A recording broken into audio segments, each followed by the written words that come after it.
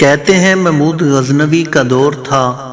ایک شخص کی طبیعت ناساز ہوئی تو طبیب کے پاس گیا اور کہا مجھے دوائی بنا کے دو۔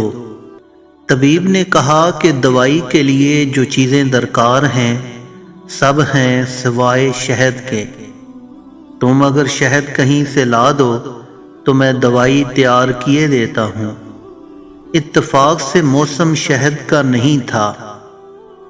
اس شخص نے حکیم سے وہ ڈبیا پکڑی اور لوگوں کے دروازے کھٹکھٹانے لگا، مگر ہر جگہ مایوسی ہوئی۔ جب مسئلہ حل نہ ہوا تو وہ محمود غزنوی کے دربار میں حاضر ہوا۔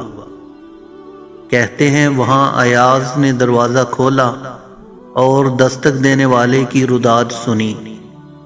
اس نے وہ چھوٹی سی ڈبیا دی اور کہا مجھے اس میں شہد چاہیے۔ ایاز نے کہا آپ تشریف رکھیے، میں بادشاہ سے پوچھ کے آتا ہوں۔ ایاز وہ ڈبیا لے کر بادشاہ کے سامنے حاضر ہوا اور عرض کی کہ اے بادشاہ سلامت، ایک سائل کو شہد کی ضرورت ہے۔ بادشاہ نے وہ ڈبیا لی اور سائیڈ میں رکھ دی۔ ایاز کو کہا کہ 3 کین شہد کے اٹھا کے اس کو دے دیے جائیں۔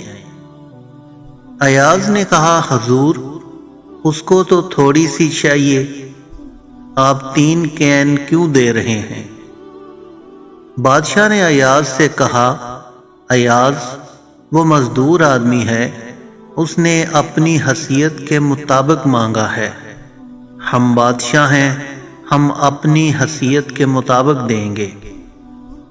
مولانا رومی رحمۃ اللہ علیہ فرماتے ہیں آپ اللہ تعالیٰ سے اپنی حیثیت کے مطابق مانگیں، وہ اپنی شان کے مطابق عطا کرے گا، شرط یہ ہے کہ مانگیں تو صحیح۔